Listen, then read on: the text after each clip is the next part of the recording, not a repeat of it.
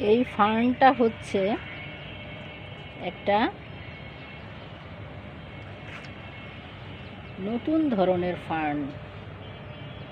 এটাকে বলা হয় ভেরিগেটেড ফার্ন। বোস্টন ফার্ন অনেকটা এই রকমই, তবে এটা হচ্ছে ভেরিগেটেড বোস্টন ফার্ন। এর পাতাগুলো দেখুন,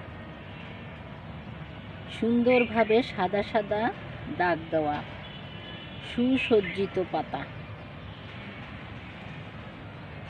আর একটি গাছ লাগালেই অনেক বেড়ে যায়, তার প্রমাণ হচ্ছে এই গাছ।